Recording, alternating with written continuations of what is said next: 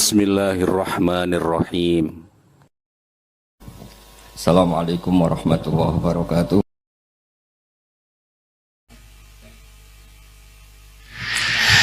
Begini ya, ini kan abahnya Ki Mas Bukin juga namanya Fakih, gurunya juga Ki Abdul Fakih.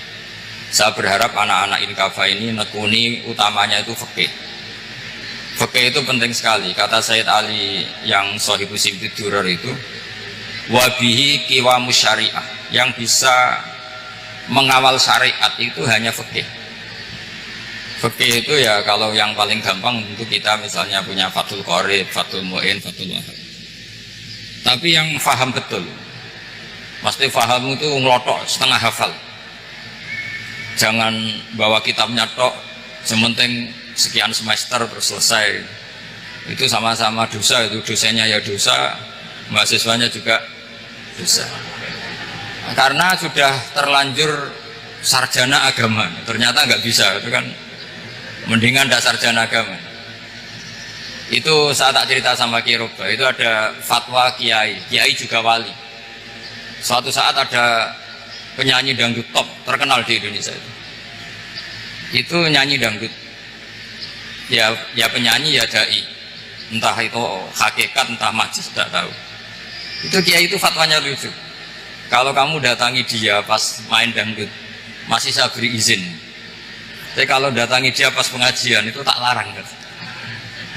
Kan santrinya jadi iskal. Ini pas pengajian dilarang, pas dangdutan kok malah dapat izin. Tapi bukan berarti halal ya, dapat izin. Dapat izin kan potensinya bisa karena dilarang lah ya tetap belerot. Terus suatu saat si santri ini setengah wali, tidak wali tapi setengah. Lama-lama itu memahami gurunya. Memahami gurunya ternyata sirinya begini. Kalau seorang penyanyi yang tidak pernah ngaji kemudian ngomong agama, itu potensinya itu fadlu wa adlu, sesat dan menyesatkan. Tapi kalau dia sedang nyanyi dangdut, penyanyinya cowok, sama jangan bayangkan dangdut putri, enggak itu cowok sudah tua lagi. Jadi potensi halalnya ada lah maksudnya untuk. Tapi tidak alat musiknya, orangnya. Tapi kalau dia nyanyi itu paling dosanya hanya nyanyi. Saya ulang lagi, murid tadi akhirnya paham kalau datangi pengajian itu artinya ikrar kalau dia seorang dai atau seorang yang layak ngomong apa? Agama. Itu lebih bahaya karena kita santri, apalagi kita doktor atau MM, terus ngekrori orang yang nggak jelas asal usulnya. Tapi kalau nyanyi kan nyanyi saja, sehingga itu menjadi fikih. Bahaya terbesar dalam fikih adalah apa? Mengkaji fikih tidak dari ahlinya. Ya saya ulang lagi ya, mengkaji fikih tidak dari apa? Ahlinya. Nah kenapa demikian? Begini, saya beri contoh. Ilmu fikih itu tentu pertama dari Rasulullah SAW. Kemudian bersanad sampai kita, atau kita sampai Rasulullah. Itu mengalami sekian ijtihad yang tidak mudah. Saya beri sekian contoh. Dulu Imam Syafi'i itu sukanya sama guru yang miskin, ya, karena rata-rata santri juga miskin. Jadi mesti ngidolakan guru yang miskin, karena sesama miskin ini harus berkoalisi. Tapi akhirnya gurunya Imam Syafi'i itu miskin sekali. Namanya Muslim bin Khalid Az-Zanji itu miskin, Sufyan As-Sauri miskin, Sufyan bin Uyainah miskin. Setelah ngaji di Medina itu Imam Malik itu kaya. Pas itu Imam Malik sudah kaya.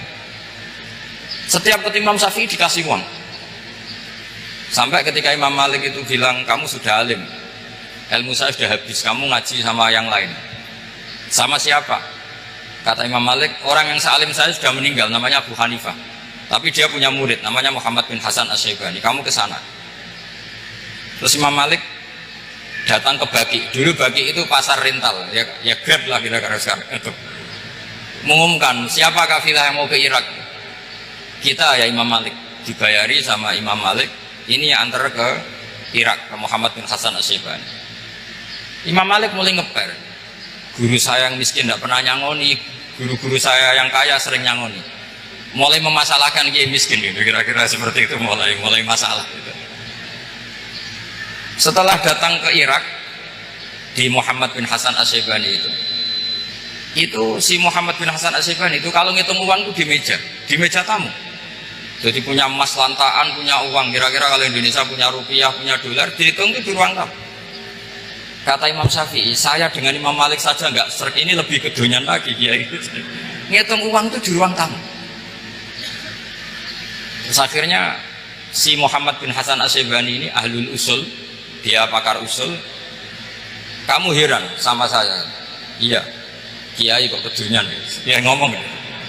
Tapi kata Muhammad bin Hasan Asy-Syaibani, kalau kiai tidak boleh kaya, kita kayak wong fasik.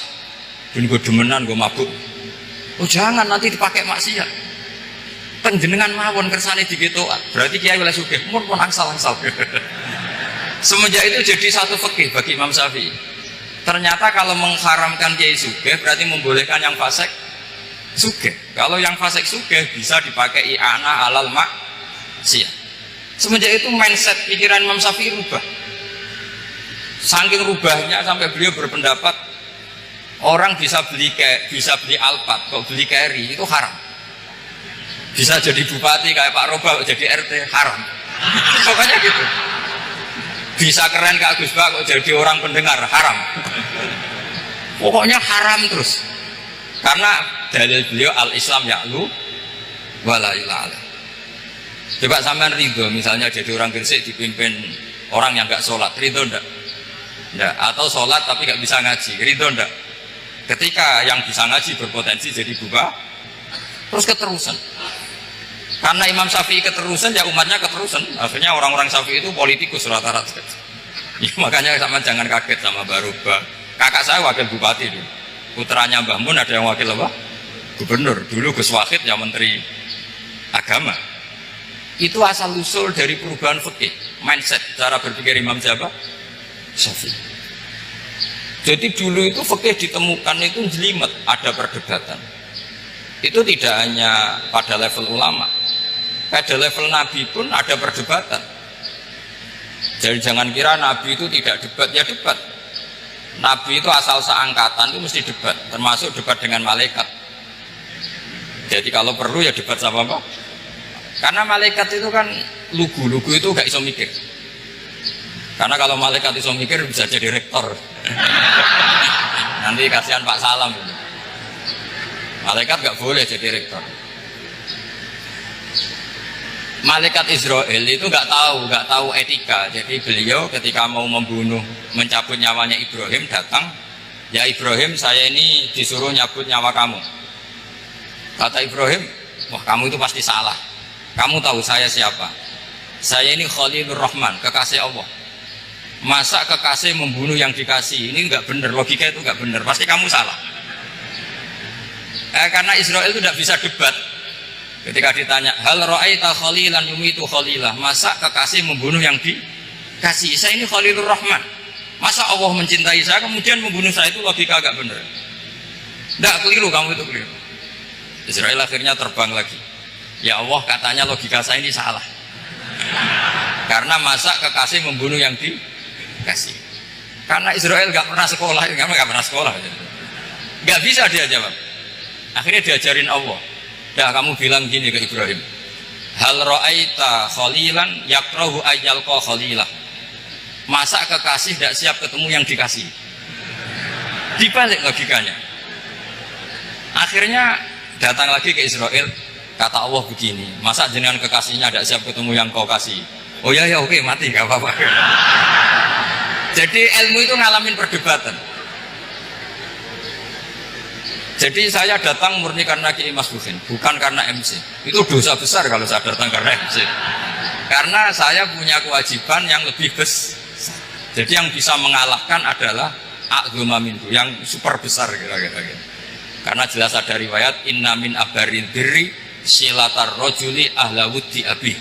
Ya inna min abaril birri silatar rojul ahla wuddi abi. Di antara kebaikan yang sangat baik adalah seseorang menyambung teman bapaknya. Padahal sampean kan gak mungkin teman bapak saya. Teman saya aja gak mungkin, gak level apalagi bapak saya kan. Jadi malah mukhal itu. Jadi ilmu itu harus mengalami satu gesekan. Karena logika itu bisa dibalik. Nah karena ilmu itu ngalami satu gesekan, satu logika yang bisa kayak iya kayak enggak, sehingga jargon di dunia ijtihad itu begini, ra'yuna shawabun yahtamilul khata' wa ra'yuka khata'un yahtamilus shawab. Pendapat saya benar tapi mungkin salah, tapi pendapat kamu taruhannya salah dulu tapi yang mungkin benar. Jadi mustahid, kalau ketemu mustahid itu lucu ngomongnya itu, ra'yuna shawabun yahtamilul khata', pendapat saya tarifnya benar dulu tapi ya mungkin salah. Kalau pendapat kamu salah tapi ya mungkin benar atau mungkin bisa salah, ya tidak tahu, pokoknya mungkin benar. Nah kenapa demikian? Begini, di luar masalah tauhid, seorang lagi di luar masalah tauhid itu tentu ada masalah-masalah yang sifatnya ijtihadiyah. Ya saya ulang lagi, yang sifatnya apa? Ijtihadiyah. Dan ijtihadiyah ini nggak pernah selesai karena muqtadul hal, konteks kesejarahan maupun konteks kesempatan itu tidak sama. Dulu kiai-kiai itu ngaramkan dasi, ngaramkan celana, karena yang celananan yang dasinan itu penjajah. Jika mantasabbaha biqaumin fahuwa apa? Minhu. Tapi lama-lama kiai-kiai itu ya pakai dasi, pakai celana. Ya karena dianggap sudah tidak mantasabbaha apa? Biqaumin fahuwa apa? Minhu. Ini ngalami pergeseran. Semua ijtihad itu ngalami pergeseran. Lalu pertanyaannya begini, lalu ijtihad apa Gus yang permanen? Yang permanen itu ya ijtihad dengan alatul ijtihad, dengan alat-alat apa? Ijtihad. Saya beri contoh misalnya begini. Nabi Musa itu yang ngalami ijtihad. Kata beliau karena kangen Allah, itu ingin melihat Allah karena kangen. Rabbi arini anzur ilai. Qala lan tarani walakin anzur ilal jabal. Ya sudah, namanya orang kangen ya ingin melihat, ya sudah gitu aja. Sehingga ahli ilmu kalam itu berdebat. Kalau kata ahli sunnah, karena Nabi Musa minta ingin melihat Allah, berarti melihat Allah itu jaiz, mungkin. Karena Nabi gak boleh bodoh meminta sesuatu yang muhal. Maka antipatinya ahli sunnah terhadap pendapat Mu'tazilah itu antipati. Karena menurut pendapat Mu'tazilah Allah itu qadim, Allah itu laisa kamitslihi syai'un, sehingga gak bisa dilihat. Pertanyaannya adalah berarti Nabi Musa meminta sesuatu yang muhal, itu bodoh sekali sampai gak tahu mana muhal mana apa jaiz. Makanya kata Imam Ghazali, masa Nabi Musa yang Nabi gak tahu kalau melihat Allah itu muhal sampai minta, berarti nganggap itu jaiz atau boleh. Itu cara pandang orang-orang ahli sunnah apa? Wal jamaah. Tapi tetap saja sebagian ulama itu ya balelo, yang kayak Mu'tazilah itu ya balelo, cara berpikir pokoknya itu karena kangen, bukan karena mungkin atau tidak mungkin. Jadi nggak mungkinnya tetap tidak mungkin. Terus mereka dalil la tudrikul absar wa huwa yudrikul absar. Nah sudut pandang ini akan terus. Ada seorang wali ditanya, kalau kamu di surga ingin melihat Allah apa enggak? Jawabnya enggak. Kenapa? Kasihan Allah. Terus kenapa? Unazzihu dzalikal jamala an-nadhari misli. Saya tidak ridho Allah yang hebat, yang keren, kemudian sing delok di rumah aku wong gesek. Koyok gak ngergani pangeran. Sebenarnya sing delok Allah ben golongane Nabi Muhammad, Nabi Ibrahim, kowe ora usah ngilangi keren, maksudnya gitu. Jadi ada ulama itu jadi wali kalau sholat itu karena di soft belakang. Tapi jangan ditiru. Itu kan nggak lazim ya. Lazimnya kan afdhalus sufuf tak soful awal. Ketika ditanya, kenapa kamu kalau sholat di belakang? Cek GR koyok wani suman pangeran gua ngarep. Aku sungkan jadi gua gurih. Kalau sampean kan karena malas, bukan karena sungkan. Jadi itu artinya rasa ya. Makanya nggak bisa, nggak ada ijtihad itu tidak mungkin karena perasaannya orang itu beda-beda. Itu Sayyid Abdul Al-Haddad itu kalau ngendikan masyhur, man da'a li dzalimin bil baqa faqad ahabba ayyusawwa fi ardi. Orang yang mendoakan orang fasik masih hidup, gak mati-mati, itu berarti suka kalau Allah dimaksiati di buminya.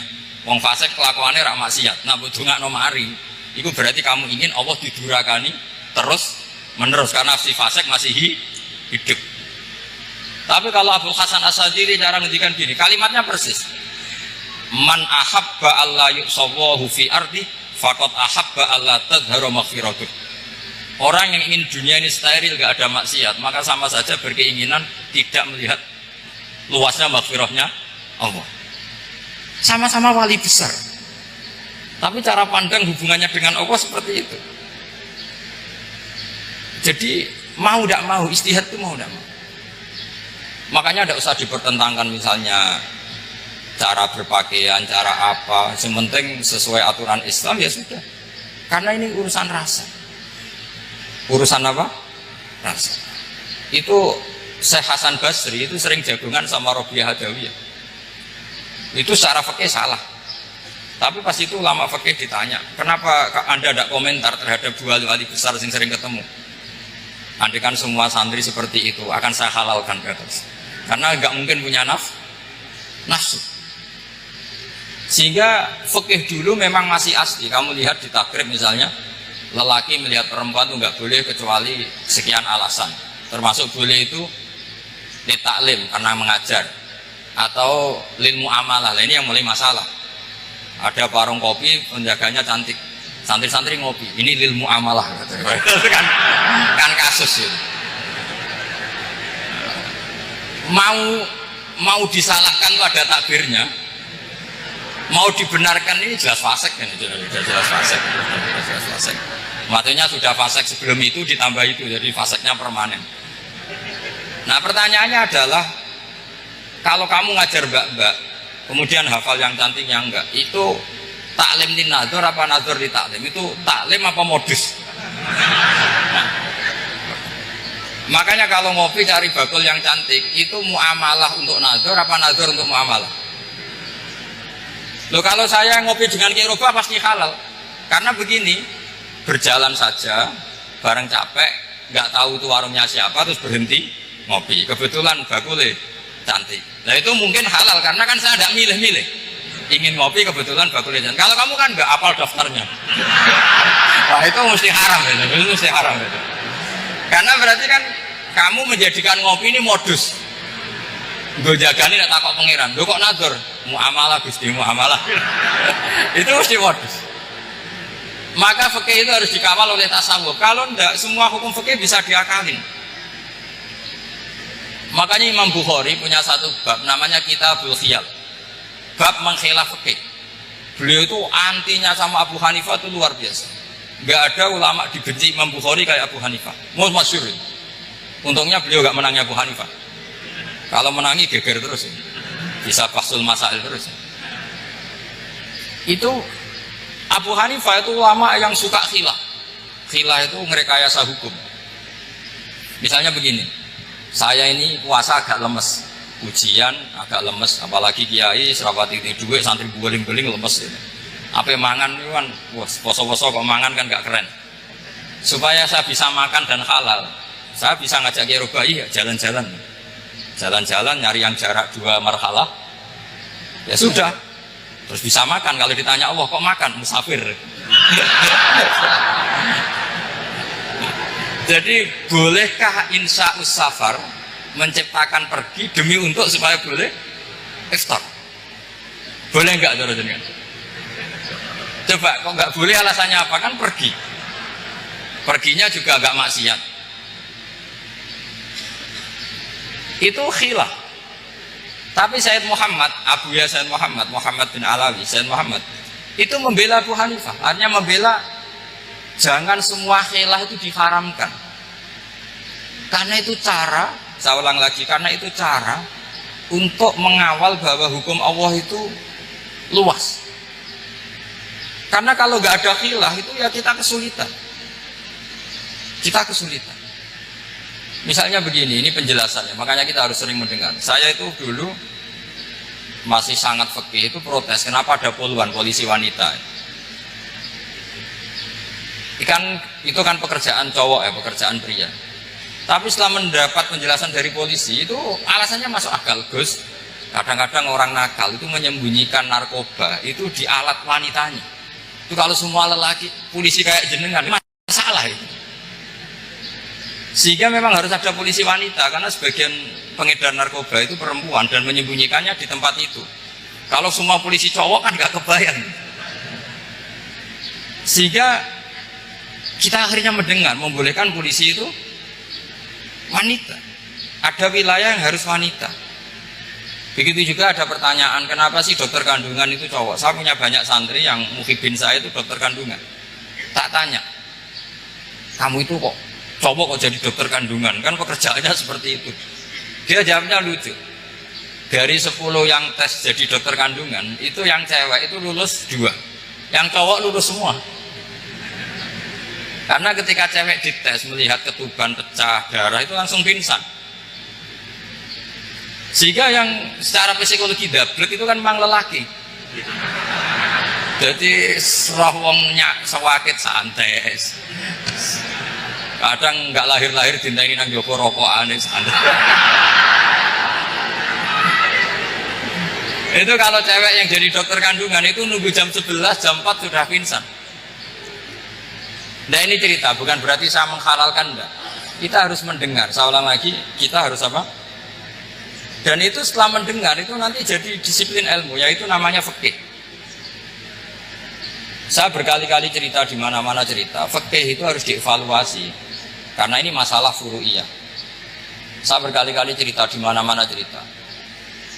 Hukum berteman orang fasik gimana? Pasti orang jawab haram karena takut ketularan orang fasik. Tapi kalau dibalik, hukumnya bina orang fasik gimana? Ya baik, umatnya Nabi bisa bina kalau berteman.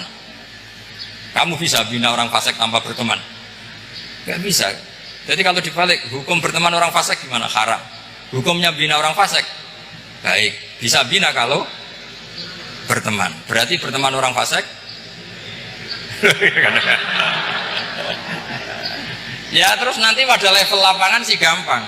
Kalau yang soleh membina yang fasik dan yang fasik ketularan yang soleh, maka ternyata baik. Kalau yang soleh ketularan fasik ya berarti ternyata buruk. Tapi kan hukum masa nunggu kenyataan kan jadi nggak hukum. Di mana-mana hukum itu kan ada asumsi karena ini masalah ijtihad. Nah itu yang dilakukan para ulama kita. Jadi sampean harus mengkaji fikih secara detail karena tidak hanya kita yang khilaf. Nabi-nabi juga khilaf dalam menentukan dakwah ilallah. Wali-wali kita kayak Abdul Hasan Asyadili sama Sayyid Abdul Al-Haddad itu juga khilaf. Imam Ghazali ya khilaf. Imam Suyuti itu kalau ketemu Al-Qastolani itu saling nggak nanya, saking nggak cocoknya, masyhur itu. Jadi ulama ya ora cocok. Bedanya nak saiki perkara partai. Kalau orang gini enggak, karena pakai asumsi karena memang susah. Nggak misalnya memang tak bedai, tak beri yang nggak misalnya ada orang rukuk kemudian ngentut, itu sholatnya batal apa enggak jawab saja. Nggak, orang sholat kemudian pas rukuk kentut atau kelihatan auratnya, sholatnya batal apa enggak? Batal. Lah itu keliru nih sampean, itu salah dosennya mesti itu. Pertanyaannya gini, yang dikatakan sholat itu kan akwalun wa af'alun muftatahatun bitakbir muftatamatun bitaslim. Lalu ketika sampai ruku apa sudah namanya sholat? Jika kamu katakan batal, namanya sholat aja belum kok sudah kamu katakan batal.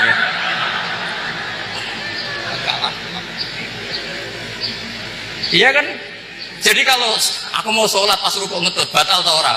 Mestinya jawaban yang benar, ya ora sholat jadinya gitu. Karena kalau dikatakan sholat, definisinya harus sampai salah. Tapi kan kita nggak mungkin ngomong seperti itu, kan dianggap majnun. Padahal itu yang benar, yang punya kecerdasan.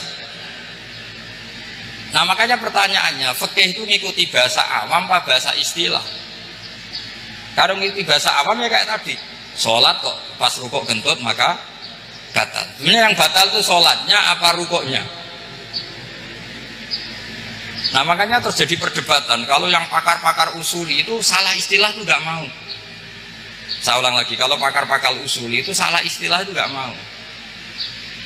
Terus misalnya tak beri contoh lagi. Kalau imam itu sudah salam pertama itu yang rukun kan salam pertama. Berarti setelah salam pertama imam sudah keluar dari sholat apa belum? Sudah kan? Yakin? Ya sudah. Sekarang sama tak bedai.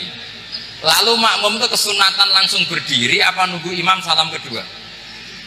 Enggak, jawab Ustaz. Nunggu salam kedua kan? Nah, itu kriminalnya sampai Anda harap itu. Kriminalnya begini, berarti Anda membolehkan makmum bergantung sama orang yang sudah ada sholat. Kata kamu setelah salam pertama dia sudah ada sholat, berarti kamu menginstruksikan makmum berhubungan dengan orang yang sudah tidak sholat, karena sudah keluar dari sholat ketika salam pertama. Kalau kamu didebat gitu gimana jawabnya? Pusing kan? Berarti robtul makmum bisolatiman sing wis laisa fi sholatin, berarti menggantungkan sholat sama orang yang sebetulnya sudah tidak sholat. Ada yang jawab, sebagian ulama fikih tetap disunatkan menunggu salam kedua, karena salam kedua itu masih paket meskipun tidak rukun, dia paketnya selesai. Tapi selalu pertanyaannya gini, lalu setelah salam pertama itu imam masih sholat gak? Sudah sama pernah dijawab toh? Nah ini pentingnya bodoh, gak mikir. Jadi makanya bodoh itu barokah karena gak mikir. Jadi sesuai Rabbana ma khalaqta hadza apa? Batila. Sing bodoh ya barokah, sing pinter ya barokah. Sira barokah itu maksiat. Sira ono barokah plus. Maka kan nafkah itu seperti itu. Jadi ada disiplin, di situ ada disiplin ilmu. Yang kadang kita tidak cocok. Makanya Imam Syafi'i sendiri ngendikan, kadang beliau dengan gurunya, dengan Imam Malik sampai ngarang ikhtilafu Malik. Beliau punya data yang beliau itu sedang nggak sama dengan gurunya, yaitu Imam siapa? Malik. Karena mindsetnya itu beda. Tidak sampai misalnya saya tanya, sholat itu harus menghadap kemana? Tidak, jawab saja. Kiblat kan. Ukurannya apa coba? Namanya madhep. Wajah apa dada? Imam Syafi'i milihnya dada. Sekarang praktekkan dalam dialog keseharian. Saya jagungan sama Kiai Roga seperti ini, terus wajah saya begini, madep gak? Nah, itu masalah. Terus pertanyaannya, madep dengan dada itu fi sholat apa fil qiyam?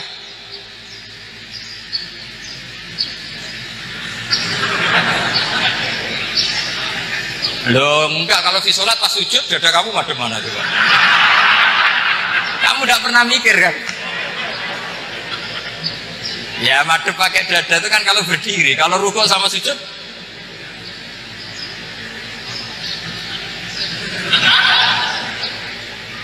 loh itu ulama itu jelimet gitu.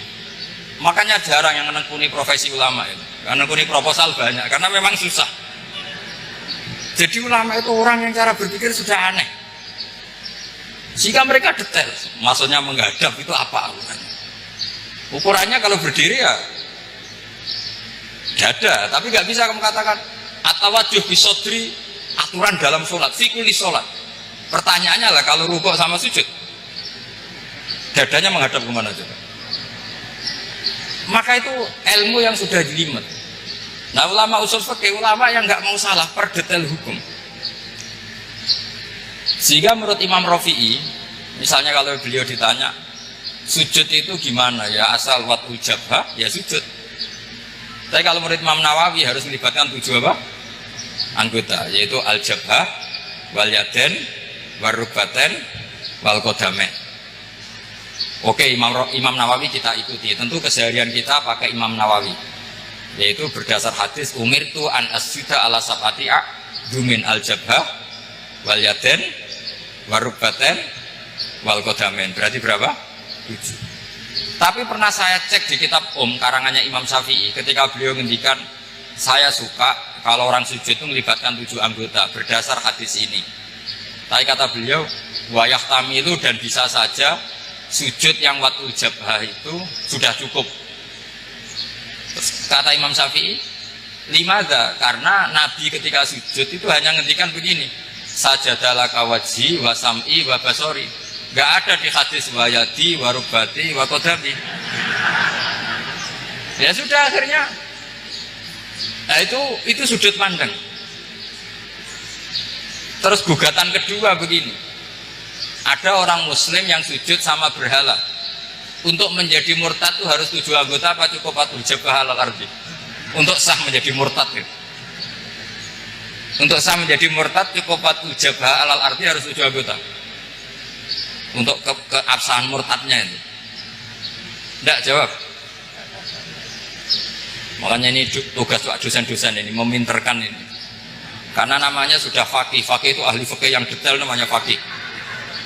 Kalau ini mutafaqih. Jadi bukan tafakuha tapi tafakuha, kayak tamarodo. Jadi wazannya nanti itu wal idhari ma laysa fil waqi'. Jadi ini bukan gojlok, ini memang marah saya ini. Jadi kalau sudah pakai gelar faqih harus faqih betul. Karena ilmu fikih itu sebetulnya gampang. Sampean kalau ngaji i'anah itu kelihatan fikih itu gampang karena ada logika yang terbangun. Misalnya begini, orang kalau tawaf itu disuruh agak jauh dari Ka'bah. Jangan sampai nginjak sadarwan. Karena sadarwan itu pondasi itu ikut Ka'bah. Kenapa begitu? Ya jenenge ra muteri Ka'bah itu ide Ka'bah. Jadi sebenarnya sederhana logikanya. Sing jenenge muter itu di luar itu kita muter. Nah kalau nginjak pondasinya namanya gak muteri Ka'bah tapi ida-ida Ka'bah. Ya jadi sederhana sebetulnya ya masuk akal. Jadi fikih itu tidak ada yang iskal, sebetulnya masuk akal. Tapi karena kita nekuni itu tidak serius, maka terus jadi paradok. Saya beri contoh lagi, ini sebagai penghormatan saya sama Ki Mas Bukin, karena ini sudah namanya fakih. Kalau ada ayam jago ditabrak truk, terus kejet-kejet, adekan dibiarkan pun mesti mati, karena gerakannya sudah harokatul madhbu. Terus kamu sembelih, itu halal apa enggak? Enggak jawab, ayam jago. Kalau kamu katakan halal, dia sudah tidak punya hayatun mustaqirah, kehidupan yang permanen. Andai kan kamu biarkan pun 1 menit lagi meninggal. Kejet-kejet kan mau prosedur saja. Maksudnya pantasnya mati yo, kejet-kejet sih. Tapi sebetulnya sudah pasti mati. Maka ini ada 2 ulama. Kalau kata Imam Malik, tetap namanya halal. Karena ruhnya masih di situ. Sehingga ketika kita nyembelih, ya nyembelih hewan yang hidup. Yang namanya nyembelih itu pokoknya mematikan yang punya roh. Sementara saat itu rohnya masih di situ. Meskipun 1 menit lagi pasti mati. Tapi kalau mazhab Syafi'i enggak, ini sudah harokatul madhbuh, tidak punya hayatun mustaqir. Sehingga dalam perdebatan ulama fikih itu lucu, kadang ya gampang mangkel no. Misalnya begini, kalau ada anak lahir tidak ada amaratul hayat, nggak nangis, nggak bernafas, sunat disolati apa enggak? Siktun sing layas tahilu walayas, langsung lahir langsung mati, nggak ada amaratul hayat. Udah tahu mikir tuh. Itu tidak wajib disolati. Alasannya, ya kan memang sholat alal mayit kan tidak pernah hidup. Di mana-mana mayit itu setelah hidup mati. Ini kan tidak pernah hidup. Namanya ya qit'atul lahmin, ya potongan daging itu aja. Nak. Jadi kadang fikih diwaca tenan dibeli mangkel no. Terus ketika di kitab Minhajul Thalibin itu, kalau kamu keluar mani itu wajib mandi enggak? Wajib kan? Kalau keluar mani inzal itu kan wajib mandi. Nah kenapa nifas atau wiladah keluar bayi? Kenapa ibu-ibu kalau keluar bayi wajib mandi? Alasannya lucu. Li'annal walad maniyun pun akidun. Ini kan wis mani cuma mengkristal. Jadi kadang pakai mangkel. Apa ya? Sembrono itu masuk. Mosok wajib mandi wiladah itu karena apa? Li'annal walad maniyun mun akidun. Niku mani sing wis mengkristal. Mani sing wis jelalatan lah, lahir nangis macam-macam. Jadi ternyata karena kenapa fikih butuh alasan? Nyari hadis tentang keluar anak mandi itu enggak ada yang sorry. Yang ada adalah tentang inzal. Innamal ma' minal. Akhirnya dicari-cari ternyata walad itu maniyun munakid. Nah ini problem fikih. Sampean harus siap dengan pelajaran seperti ini. Meskipun sampean mungkin wong priayi, tapi ini ilmu. Ya, saya ulang lagi, ini ilmu. Sehingga ulama itu mau tidak mau harus mau mendengar. Karena logika yang terbangun itu nunggu kalau mendengar kayak tadi. Nabi malaikat Israel baru sadar, masa kekasih bunuh yang dikasih, masuk akal. Iso mikir juga Israel. Kalau sama sampean sih nggak nerima tetap selonang-selonang, ini masalah Ibrahim Khalilur Rahman. Sehingga kita di alasan fikih itu harus kita dengar. Saya dulu itu, saya sampai sekarang itu sama, kalau bayi lahir masih sudah berbentuk bayi, saya sendiri berpendapat sebaiknya disolatin kalau sudah berbentuk bayi, meskipun tidak nangis, tidak ada amaratul hayat. Kan yang digugurkan itu wajibnya, bukan masalah boleh dan tidak. Itu banyaklah perdebatan ulama di bab itu. Saya beri contoh lagi perdebatan ulama. Ini contoh-contoh fikih karena ini khusus penghormatan status fakih tadi. Itu kalau ada orang mati, jenazah itu. Jenazah itu kalau sholat, itu kan umumnya jenazah di depan, kita nyolati di belakang. Itu yang mengatakan begitu ya tidak punya alasan, ya tahunya mulai dulu begitu, di mana-mana nyolati jenazah, jenazahnya di depan. Tapi di kitab Mahali jelas diterangkan, kata kaul sa'ani tidak wajib. Alasannya ya lucu, fa innal janazah laisat bi imamin. Jenazah itu tidak imam, kenapa harus di depan? Bukan kacau kan? Lu coba alasannya di depan apa? Dia ada imam kok. Nah barokahnya fikih itu, sehingga kita melihat di Arab Saudi sekarang itu jenazah kan di belakang, tapi kita tetap nyolati mayit. Kalau di Arab Saudi musim haji itu jenazahnya di kamar mayit, tapi kita nyolati. Itu satu-satunya takbir ya tadi, fa innal janazah laisat bimanzilatil imam. Tapi jangan praktekkan, nanti dia kepaliran sesat. Saya hanya cerita ilmu, jangan dipraktekkan. Kalau dipraktekkan pasti jadi aliran sesat. Mono jenazah ning mburi imame kok ngarep aliran sesat. Sebetulnya bukan sesat itu. Uji coba fikih. Ya karena tadi fa innal janazah laisat bimanzilatil. Bukti lagi kalau sampean sholat ghaib. Sholat ghaib ini misalnya mayitnya di Surabaya, boleh nggak sholat ghaib di sini? Terus jenazahnya di belakang kamu apa depan kamu? Nah ini kan fikih itu pokoknya gitu. Makanya standar furu'iyah itu susah. Karena perdebatannya itu mirip-mirip, kayak iya, kayak tidak, kayak. Makanya dulu zaman sahabat, ada sahabat itu mencintai Rasulullah. Senengannya sowan. Bukti cinta sowan. Banyak juga yang sahabat bukti cinta Nabi itu tidak pernah sowan. Alasannya ganggu. Kenapa kamu jarang sowan Nabi? Saya sering jamaah sama Nabi, saya tidak pernah sowan. Kenapa? Ganggu. Biar Nabi kalau di rumah sama anak istrinya, saya tidak mau ganggu. Makanya saya termasuk kiai yang gak pati seneng disowan. Karena ya itu tadi. Kalau mulang seneng saya, kalau disowani biasa. Kalau kiai roba itu nilai, nak pernah sepuh jenis rasuan nilai. Jadi beda. Saya sering ditilai kiai sepuh. Tapi bahasanya tentu tidak sowan, tapi nopo nilai. Kalau sowan itu banyak. Ketika Rasulullah wafat, itu separuh sahabat hampir mayoritas, ya Rasulullah kita semua ingin kita dulu yang meninggal karena engkau begitu penting. Maka jangan meninggal dulu, kita yang meninggal kan. Kalau kita yang meninggal itu gak apa-apa, tapi kalau engkau penting jangan meninggal. Tapi ada saja sahabat, tidak seperti itu. Saya suka Rasulullah meninggal dulu. Alasannya masuk akal.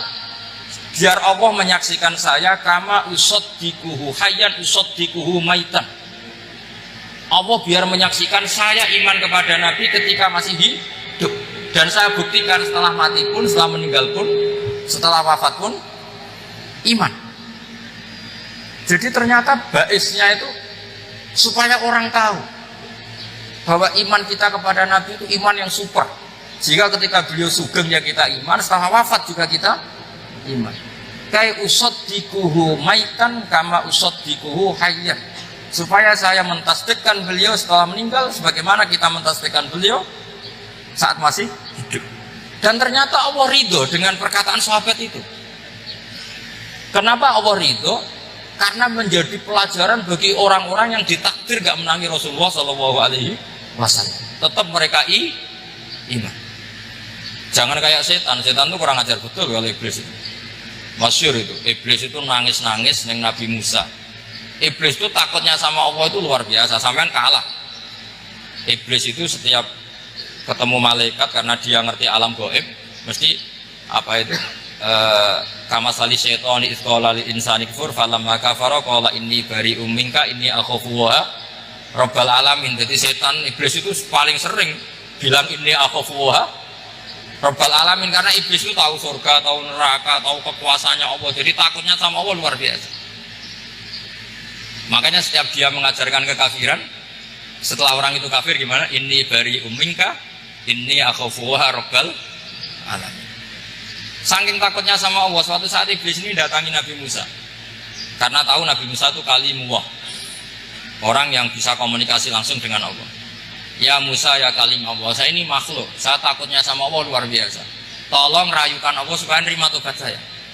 Karena dirayu terus lama-lama Nabi Musa bilang oke, tak rayukan Allah sama Allah. Karena Musa kekasihnya, ya Allah iblisnya ingin tobat, tolong dikasih hak tobat. Kata Allah oke, dia bisa tobat asal mau sujud di makamnya Nabi Adam, karena kesalahannya dia gak mau sujud sama Nabi Adam. Semenang Nabi Musa karena ada cara untuk iblis menjadi tobat. Dikasih tahu sama Nabi Musa, alhamdulillah kamu diterima tobatnya. Syaratnya apa? Sujud ke kuburannya Nabi Adam. Wah iblis ya tau aslinya terus asjuduhu maitan wa qad la asjuduhu hayyan. Zaman urip ora gelem kok wis mati. Oh dasar setan itu. Zaman urip aku ora gelem wis mati kok kon sujud. Kumat maksudnya terus ya sudah terus sampai sekarang akhirnya. Kalau sekarang sudah tidak mungkin lagi karena nggak ada Nabi Musa. Jadi ijtihadnya sahabat melihat wafatnya Rasulullah itu beda-beda dan ternyata semuanya diridhoni Allah. Karena ternyata yang suka Nabi wafat dulu adalah ingin supaya umat Islam tetap mencintai beliau, iman sama beliau, tasdik sama beliau, sebagaimana tasdik zaman Sugeng. Makanya kita harus mencintai guru-guru kita. Uhibbuhu maitan kama uhibbuhu hayyan. Saya sampai sekarang itu ya merasa Mbah Mun itu tidak meninggal. Saya masih merasa kalau bapak saya tidak meninggal karena kita mencintai beliau-beliau ketika hidup dan ketika wafat itu sah. Karena beliau-beliau sama kita juga seperti itu. Rasulullah itu ketika mendekati wafat, ya bahasa halusnya intaqala ila rafiqil a'la. Itu Nabi kalau ngedikan tuh rileks sekali. Hayati khairun lakum wa wafati khairun lakum. Cung aku nak urip ku ya apik. Engko nak aku wis kapundhut ya apik. Fa amma hayati fali asunna lakum asunan. Sebagian riwayat fa innakum tuhadditsuna anni wa uhadditsu ankum. Kalau saya masih hidup, saya bisa mengajarkan kamu sunnah, mengajarkan kamu tradisi-tradisi yang benar. Dan ketika aku mati, ketika aku sudah wafat, maka saya jejer Allah, kata Nabi. Saya berdampingan dengan Allah, maksudnya dekat Allah. Tentu bila kaifin walan hisor. Terus sudah fa inna amalakum, amal-amal kamu diperlihatkan ke saya. Berhubung saya sudah dekat Allah, kalau amal kamu baik, saya muji Allah. Kalau amal kamu buruk, saya langsung mintakan ampun kepada Allah. Jadi Nabi rileks sekali. Artinya saya hidup bagus karena bisa mengajarkan kamu as-sunan wa syara'i'. Kalau saya wafat karena saya dekat Allah, kalau kamu baik, saya muji Allah. Kalau kamu buruk, saya mintakan ampun kepada guru-guru kita juga seperti itu. Justru setelah wafat, beliau-beliau punya kesempatan dekat sama Allah, dekat sama Al-Malail A'la, sehingga mendoakan apa? Nah terus kata Sayyid Muhammad, wala taqulu lima yuqtalu fi sabilillahi amwat. Kamu jangan pernah berkeyakinan atau berpendapat atau berkomentar kalau orang-orang yang mati fi sabilillah adalah berstatus apa? Mati, amwat. Kalah. Terus kata Sayyid Muhammad, hadza li amati syuhada. Ketentuan ini bagi umumnya syuhada. Artinya gini, umumnya syuhada saja tidak berstatus amwat. Apalagi hadza Rasulullah sayyidul syuhada, sayyidul anbiya, sayyidul mursalin, tentu tidak pernah berstatus amwat. Ya saya ulang lagi ya, jadi zaman cara berpikir amatus syuhada, syuhada yang umum saja berstatus hidup, tidak boleh distatuskan amwat. Apalagi Rasulullah itu sayyidus syuhada, sayyidul anbiya, maka status beliau pasti hayyun la yamut, pasti beliau itu hidup tidak. Dan karena beliau itu asfaq sangat sayang kepada kita, sebagaimana zaman beliau hidup itu sayang kepada kita, sampai nangis-nangis minta hak syafaat, maka setelah meninggalkan pun beliau pasti sayang kita dan pasti berusaha supaya kita diampuni oleh Allah Subhanahu wa ta'ala.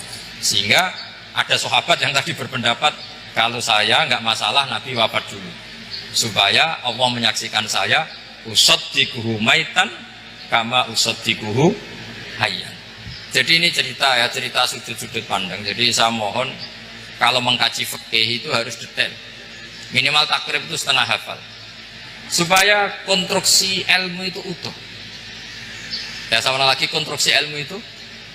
Karena ilmu itu mesti ada yang apa ya? Ya rodok setengah salah gitu, tapi disalahno ora kena. Ndak sampean tak bedheki, nak pancen bener langsung tak angkat jadi rektor. Nak bener tuh. Coba rukun sholat pertama itu apa coba? Rukun sholat pertama niat sama berdiri dulu mana? Ayo niat dulu baru berdiri, apa berdiri dulu baru niat? Berarti niat sama berdiri dulu mana? Nah, rubah kan? Artinya kita mau bilang tartib urutannya niat, berdiri, takbir gak bisa. Yang dikatakan niat itu apa? Qasdus syai' muqtaronan bifi'lihi. Berarti niat sama takbir harus bareng apa urutan? Bareng. Terus dengan qiyamnya urutan apa bareng? Bareng apa urutan? Loh enggak, kalau urutan berarti takbir dulu, duduk, baru berdiri. Nah maka seperti ini mau tidak mau kita salah. Dikatakan tartibnya salah, dikatakan serentak ya salah. Cuma karena kita bodoh, gak tahu mikir itu, alhamdulillah kan di situ. Loh coba niat sholat, niat, takbir, qiyam dulu mana? Niat, takbir, qiyam dulu mana coba? Dulu qiyam. Gak ada kitab yang mengatakan arkanus sholat awaluha. Oh jaga kitab kriminal mesti. Makanya ngendikane ulama-ulama di sarah-sarah, mau tidak mau sebagian istilah itu tasamu itu wis gampang ngono kok repot. Karena kita tidak bisa detailnya. Coba misalnya puasa Ramadan itu wajib apa? Tabyitun niat, nginep no niat. Sing darani nginep itu umurnya lama apa enggak? Lama kan? Sekarang sebelum 2 menit kamu baru niat, sah apa enggak? Sah. Itu sempat nginep apa enggak 2 menit itu? Enggak sempat kan? Jadi ilmu itu, makanya kata ulama-ulama, pokoknya ilmu itu mesti ada unsur tasamu. Tasamu itu ya tiga gampang. Apa? Tiga gampang. Misalnya Imam Syafi'i berpendapat mashu ba'dir roksi. Itu kata beliau walau sya'rotan fi hadir roksi. Meskipun satu rambut asal masih di wilayah kepala. Tapi kalau rambut itu dikeliwir, dibasuh di sini enggak sah. Karena sudah keluar dari batas apa? Kepala.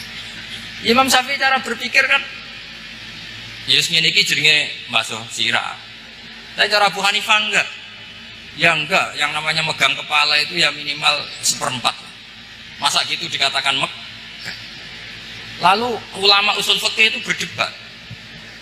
Sesuatu itu sesuai masodaknya. Masodak itu yasduku alaihi kada, yaitu ini tadi saya cerita Ki Bukin tentang ngaji Jamul Jawame.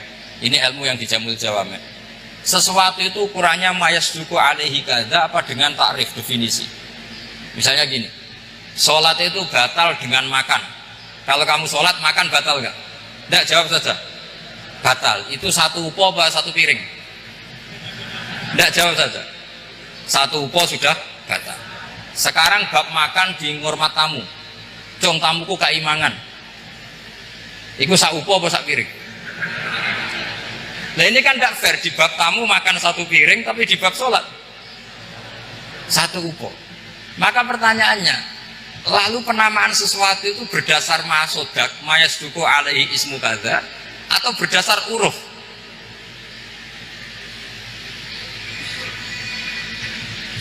Ukurannya apa coba? Maka terus jadi perdebatan. Nah ini di sini ini pentingnya ulama karena nah sekarang saya bedai sekarang. Cengkeh itu wangi apa enggak? Kategorinya cengkeh. Wangi kan, kalau orang bikin kue tar pasti pakai apa? Cengkeh, pakai wedang ronde supaya manis, apa wangi dikasih apa? Cengkeh. Nah itu saya berkali-kali cerita, pernah mau dipikirkan orang Islam itu nggak boleh rokok karena dianggap pakai apa? Mewangi karena ada apa? Cengkeh. Tapi terus didebat, kalau gitu berarti orang Jumatan sunat rokok karena Jumatan disunatkan pakai pewangi. Wah itu kan akhirnya tuh, wah iya repot ya. Jadi kalau cengkeh kamu kategorikan pewangen, yang orang Islam nggak boleh rokok karena pakai cengkeh yang wangi, konsekuensinya orang Jumatan sunat rokok karena berarti di masjid pakai apa? Pewangi. Kan sesat semua ya. Jadi itu ilmu. Makanya selain fikih mateng, itu ada ilmu yang namanya usul fikih. Usul fikih itu yang neliti itu. Mayas duku alaihi kada. Jadi yus ngono iku darani ngono. Saurang lagi. Ngono iku wis darani ngono.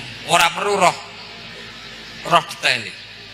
Ya, saya ulang lagi. Wis ora perlu roh detail. Makanya Abu Hanifah itu misalnya basuh wajah. Sambil ketuluk ngene iki basuh wajah. Nek Imam Syafi'i kan detail.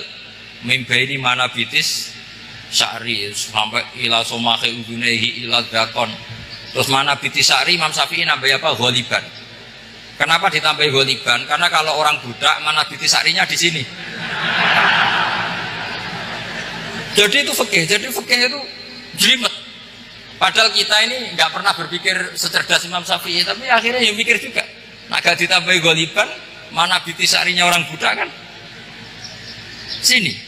Terus sekarang perdebatannya, orang budak basuh Masur Roksi di sini sah nggak? Karena tadi itu wajah apa kepala gitu. Kan jadi bingung gitu. Ya makanya ini mukadimah saya supaya sampean lebih disiplin belajar apa?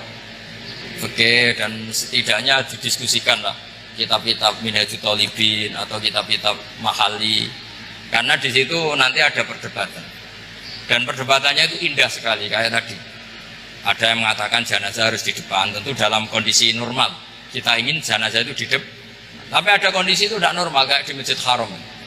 Lalu solusinya gimana? Ya kita ngikuti kaul Sani, fa innal janazah laisat bimanzilatil imam. Tapi kalau di sini normal ya sudah kita sholat ya normal aja lah. Masa jenazahnya di belakang kamu sholat, nanti jenazahnya iri, sekali-kali di depan aja kok gak boleh gitu. Malah jadi repot nanti. Jadi karena apa ya, kalau kita mengkaji tidak panjang itu bahaya, karena ilmu tadi, ilmu itu ada logikanya. Imam Ghazali dalam bab warid sama murid itu gak setuju sama Imam Syafi'i, dia Maliki. Ya kalau dalam mazhab Syafi'i yang populer kan kalau ada najis airnya sedikit kan dikucurkan supaya al-ma'u itu warid. Kalau warid punya kekuatan menghilangkan. Tapi gak boleh najis diletakkan di bejana yang ada airnya. Airnya namanya maurud. Tapi Imam Ghazali dalam hal itu mengikuti Imam Malik. Gak ada bedanya warid sama maurud. Karena logika Imam Ghazali gini. Misalnya ini ada najis. Ya mik ini ada najis di sini. Atau sarung lah. Contoh paling gampang kan sarung. Ini sarung, najisnya di sini. Kamu kucuri. Ketika kamu kucur, air yang lewat ini kan tidak ada dua kola. Kemudian ketika terkena najis, mutanajis kan? Kalau dia sudah mutanajis, dia punya kekuatan menghilangkan najis apa enggak? Enggak kan? Karena dia sendiri berstatus mutanajis. Artinya begini, meskipun ini disorno, itu bukan berarti najis gak campur. Nah terus sampean misalnya bantah, tapi kucurannya wakil, terus nanti semua tersisa hilang. Ya kalau gitu nggak ada masalah kan, pertanyaannya kan karena banyu itu satu ciduk. Sehingga Imam Syafi'i mengatakan cara berpikir Imam Ghazali, air itu oleh Allah dikatakan mutahhirun, mensucikan. Ya sudah, kalau ada air berarti mensucikan, baik caranya warid maupun maurud. Bukan karena air itu menghilangkan najis, karena tadi logikanya yang sudah kena najis, air ini sudah berstatus mutanajis, berarti pas mulai lewat ke bawah dia statusnya apa? Mutanajis. Ke bawah lagi berstatus mutanajis. Misalnya sampean bantah, tapi mutanajis ini kan dihilangkan oleh air di atasnya. Ya kalau ada jaminan air berikutnya bisa menuntaskan. Nak disir bandel, gandok kan terus panjang perdebatannya. Makanya kata Imam Ghazali, sudah dalam hal itu saya ikut Imam Malik. Ikut Imam Malik, anggar ana najis, kok is disori banyu nek ora mutaghayyir, ya wis ngono iku jenenge nyucekno. Mergo banyu oleh Allah distatuskan mutahhir, mensucikan. Dadi ora usah bayangno sing slimet-slimet. Nah, itu namanya masodak. Wis keceluk basuh habek banyu. Berarti wis keceluk mensucikan. Itu juga satu kefiah dalam usul fikih. Ya sudah seperti itu. Ya kayak sampean kangen anak. Kangen anak itu ketemu wis cukup ta ora? Cara sampean wis cukup. Tapi cara anak sampean ketemu tok ra nyangoni. Nah. Lalu ukurannya itu ukuran anak apa ukuran orang tua? Ukuran anak apa ukuran orang tua? Definisi ketemu lalu. Ukuran orang tua apa ukuran anak? Sama khilafnya ulama, ini terakhir, contoh terakhir dari saya. Fasya musalasati ayamin fil haji wasab'atin idza roja'tum. Ada pelanggaran haji yang bayarnya itu puasa 3 hari di musim haji dan 7 hari ketika pulang. Imam Syafi'i berpendapat 7 hari yang idza roja'tum ketika pulang itu orang itu setelah di rumah. Di mana-mana pulang itu setelah di rumah. Tapi menurut Abu Hanifah enggak. Asal sudah balik kanan dari Mekah, dia di perjalanan puasa sudah sah. Karena bagi penduduk Mekah, kalau kamu sudah balik kanan namanya pulang. Seperti ini saya nanti, setelah acara saya pulang. Pasti Kiai Roba kalau ditanya, Gus Bak kemana? Sudah pulang. Tapi tanyakan istri saya. Jadi orang sini kalau saya sudah pamit, sampean bilang saya pulang enggak? Gus Bak kemana? Sudah pulang. Tapi tanyakan istri saya. Belum pulang. Lalu ukurannya ini jenengan apa istri saya?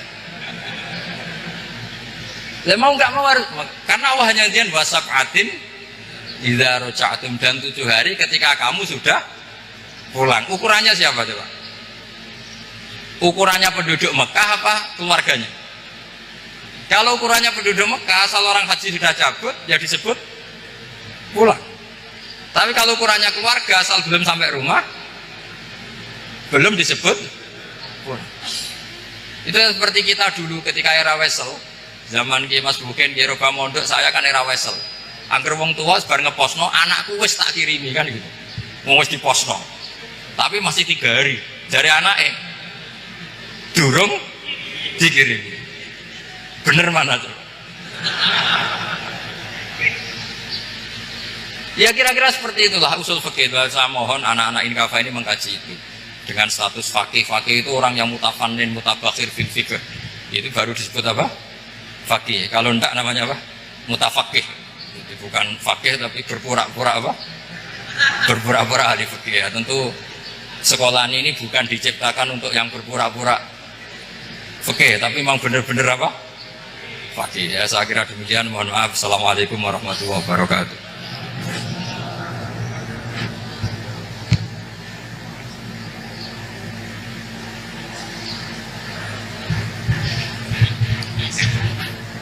Ngapunten dumateng para kiai, para gus, para hadirin, hadirat peserta kuliah umum, wabil khusus dumateng narasumber. Sebagaimana kuliah umum ini tidak ada tema, juga tidak ada moderator. Alasannya keranten satu, narasumbernya kiai, mosok kiai diatur suladab. Niki alasan yang nomor 2 sebenarnya. Yang nomor 1 niku sanjange niki 153 dosen Inkafa niki sami ajri dados moderator. Keranten narasumber nggo julukan dari nyuwun izin dateng Kiai Ahmad Bahaudin menawi wonten pertanyaan dari hadirin maupun hadirat dari mahasiswa mahasiswi diberi kesempatan niki nggih. Saderengipun ditutup kalian doa. Nyuwun izin rumiyin kraten narasumber kiai. Nggih, alhamdulillah dipun paringi izin. Monggo. Yang mau bertanya ada 2 mic. Pertanyaan boleh disampaikan dengan catatan pertanyaannya harus berbobot. Kalau tidak berbobot mungkin cukup MC yang menjawab. Lah masa Gus Bahak jauh-jauh dari Lasem ke sini, beliau ini kan terkenal di YouTube, di medsos sebagai kiai muda yang alim. Pertanyaannya harus berbobot, jangan memalukan inkafa. Harus benar-benar fakih, bukan mutafakih.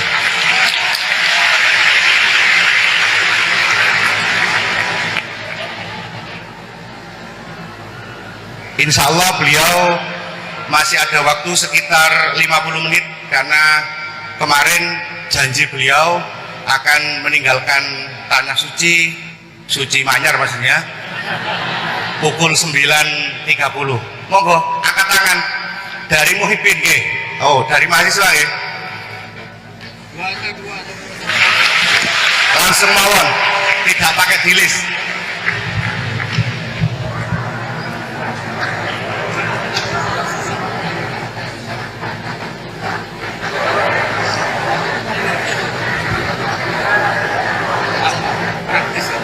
Berdiri saja, berdiri.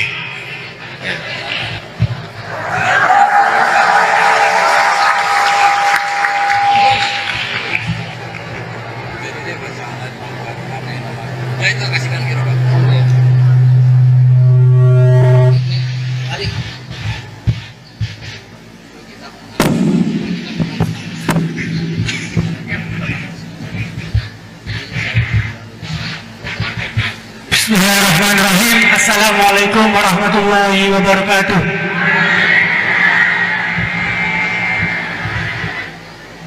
Langsung saja, ngapunten Gus. Di sini ada beberapa pertanyaan yang agak masih gundel di hati gitu. Saya belum dapat belum dapat jawaban. Yang pertama mengenai dari tadi penjelasan dari Gusti Allah menciptakan hamba di dunia ini, ada yang taat dan ada yang suka bermaksiat gitu. Mengenai takdir Allah Subhanahu wa Ta'ala, Allah menciptakan hamba-hambanya dengan variasi yang berbeda. Kemudian manusia diciptakan dengan dibekali dengan akal untuk membedakan dari setan dan juga malaikat. Kemudian pertanyaan saya, dulu mana Gus antara takdir yang ditentukan oleh Allah atau pilihan akal kita gitu, begitu intinya. Soalnya kan bukan kalau orang bermaksiat kemudian dulu mana Allah menentukan dia bermaksiat atau akalnya yang memilih untuk bermaksiat. Itu pertanyaan yang pertama. Untuk pertanyaan yang kedua,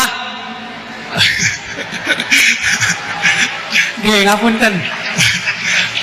Untuk pertanyaan yang kedua, intinya kan tadi istihad daripada ulama itu menentukan hukum yang berbeda-beda. Terus kemudian kita sebagai yang hanya tabik saja mengikut, itu bolehkah? Kan dari kata guru saya, kalau hukum fikih itu yang ringan-ringan disebarkan nggak apa-apa. Tapi yang berat-berat dipakai sendiri gitu. Tapi biasanya kan kita kebalikan, yang ringan-ringan soalnya kita tahu ilmunya, kita yang pakai. Terus kalau ada orang yang tanya, biasanya kita yang kasih yang jawaban yang berat-berat daripada hukum fikih. Jadi yang saya tanyakan, kalau berpindah hukum dari awalnya ikut imam ini terus kemudian ikut imam ini, itu bagaimana batasan-batasannya gitu. Syukron. Baik, terima kasih. Ini pertanyaan yang ringkas disampaikan cukup panjang. Ini langsung dipun jawab nopon. Oke, monggo, Yai. Ini tadi hoax itu, saya waktunya tinggal 10 menit, enak saja. Tidak, saya nanti langsung itu, mungkin langsung ke Jogja, kan jadwalnya itu saya emang ke Jogja. Baru ini saya ke Jogja naik pesawat gara-gara hormat ke Mas Bukin. Sepanjang hidup saya nggak pernah ke Jogja naik pesawat baru ini, nanti rencananya naik. Karena tak hitung kalau pakai kereta bis nggak menangi ngaji di Jogja. Saya jadwalnya ngaji di Jogja nanti jam 4:30. Begini, itu pertanyaannya betul tadi, itu ngawur betul itu. Karena begini ya, masalah qadha qadar itu kan sudah dibicarakan semua ulama di kitab-kitab. Satu, kita mengikuti ahlul hakikah. Idza dzikiral qadar famsiku. Kalau qadha qadar sudah dibicarakan famsiku, kamu harus diam di situ. Karena pertanyaannya gini, kalau kamu orang soleh, dan semoga Anda pelatihan jadi orang soleh, itu melihat Allah sudah menentukan semua, itu keren. Saya bangga punya Tuhan yang sudah tahu nasib saya kayak apa nanti. Saya betapa malunya punya Tuhan yang tak takoi, Gusti, supaya nasibnya bahagia, mbah roh tapi diresik. Itu kan ngeri betul. Sehingga kalau kamu soleh itu pokoknya bangga kalau Allah sudah tahu apa yang akan terjadi. Nah, soal kepanikan kita kan kadang, kok nang wis ngerti aku celoko, terus gunanya apa aku sholat? Itu kesalahan kita. Kita kecewa kalau sekarang soleh, kemudian akhirnya tidak soleh, dan akhirnya kita masuk neraka. Kekecewaan ini namanya khadun nafsi. Kita hanya mikir diri sendiri. Sebetulnya kalau kita abdan lillah, benar-benar hamba Allah, tetap bangga karena punya Tuhan yang tahu apa yang akan terjadi. Makanya yang dibutuhkan kesalian untuk ngakoni qadha qadar, dibutuhkan kesalian. Kalau enggak, kriminal betul. Maka Sayyid Hasan bin Ali, saya hafalkan makalannya itu. Di antara aturan iman harus iman sama qadha qadar. Untuk menunjukkan innahu la yuqsa qurhan wa la yuhlabu qurhan, kata beliau. Supaya kita tahu bahwa Allah itu tidak dimaksiati secara terpaksa. Kamu bisa nggak bayangkan Allah ngeluh gini, sakjane aku rasa seneng maksiat, tapi saya bisa berbuat apa? Artinya apa? Kalau maksiat dan keburukan tidak khairihi wa syarrihi min Allah, itu Allah kan kurhan. Paham yang saya maksud? Artinya apa? Kita harus berkeyakinan khairihi wa syarrihi min Allah. Tapi kita butuh syariat. Lalu setiap orang nakal berkelit kersane Allah juga masalah. Maka diteruskan makalah beliau. Waman hammala dzambahu rabbahu faqad fajar. Dan siapa yang menimpakan dosanya atas nama Tuhannya, maka faqad fajar. Dia lacut betul. Sing zina kuwe Allah kan gak melok zina, sing maling kuwe ora melok maling. Sing beto bak-bak kuwe ora tau beto. Terus kowe muni kabeh krana Allah, itu kriminal betul. Jadi makanya orang soleh itu harus hafalannya banyak supaya niru-niru orang soleh itu. Ini kan enggak ingin soleh tapi pakai akalnya sendiri. Itu bahaya dalam agama, karena agama itu harus ada riwayat. Makanya beliau menyebut 2 kali. Siapa yang tidak meyakini khairihi wa syarrihi min Allah, maka dia faqad kafar. Karena seakan-akan di dunia ini waqa'a fi mulkihi ma la yuriduhu. Kalau kamu bilang syar tidak min Allah, berarti waqa'a fi mulkihi ma la yuriduhu, di kerajaannya terjadi sesuatu di luar kehendaknya. Tapi waman hammala dzambahu rabbahu faqad fajar. Orang yang menimpakan dosanya ditimpakan karena Allah, maka faqad fajar. Dia lacut betul. Wong apa ada ikut maling, ada ikut zina, ada ikut korupsi kok. Oh, ini kehendakmu ya. Nah, kalau kamu bisa paham itu, ya sudah jadi orang soleh saja. Kalau enggak, ya pilih wa amsiku tadi apa? Sudah, ada usah dibahas. Jadi saya mohon semua yang dengar ngaji saya ini, yang enggak tobat supaya tobat, yang sudah tobat ditambahi ilmu, karena biasanya tobat ya karena enggak ngerti apa-apa, semua mikir.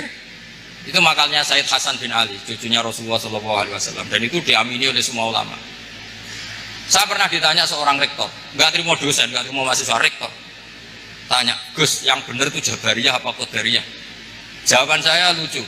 Sementing soleh dulu. Kalau setelah soleh kamu nggak apa-apa Jabariyah atau Qadariyah. Karena setelah kita soleh, perasaan kita gini. Qaddaronillah ala sholat. Saya bisa berbuat apa di depan kehendak Allah. Sehingga perasaannya orang soleh ketika mengatakan al-abdu majbur adalah mengatakan la haula wala quwata. Asal soleh loh ya, asal soleh. Tapi kalau orang itu tidak soleh, dijawab apa saja ya berengkel kan. Umpamanya nanti ini ratau tenang sama Allah. Qadariyah juga sama, ini penting. Misalnya ada orang soleh Qadariyah, mesti cara berpikir, oh pangeran ku adil ya, sing salat diganjar swarga, sing zina diganjar neraka. Sing ora nyolong diganjar swarga, sing nyolong diganjar neraka, kan adil. Mosok sing nyolong dilebokno swarga, sing salat dilebokno neraka, kan jadi lucu. Artinya ketika dia qadariyah juga ingin membaca hikmahnya Allah bikin aturan. Asal soleh, salah lagi asal.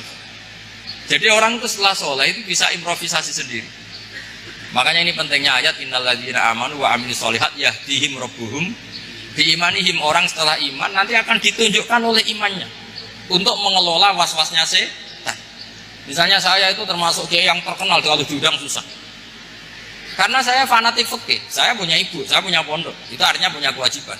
Yang bisa mengalahkan kewajiban adalah kewajiban sing akbar, yang lebih besar. Nah ini mau diundang mahasiswa ini kan jelas tidak akbar. Nanti maksudnya tarkul wajib di ajli sunnah. Wah kriminal saya. Boleh bapak meninggalkan wajib demi sunnah. Ya jelas ya. Jadi kita harus terlatih dengan bahasanya orang-orang soleh. Kalau tidak masalah besar, masalah qadar zaman sahabat itu juga terjadi perdebatan. Terus ada yang cerita, ada riwayat idza dzikira ashabi fa'amsiku wa idza dzikira al-qadar fa'amsiku. Kedua masalah ijtihad fikih itu nggak apa-apa, memang dari awal furu'iyah kan, dari awal furu'iyah. Kalau nuruti ijtihad gini, kalau ada mahasiswa tanya sebaiknya dijawab apa enggak? Mungkin sebagian narasumber sebaiknya dijawab biar marem. Terus sebagian narasumber sebaiknya nggak usah dijawab. Wong mahasiswa ben pinter apa-apa takok, gak mandiri. Wa sallallahu ala sayyidina Muhammadin walhamdulillahi rabbil alamin.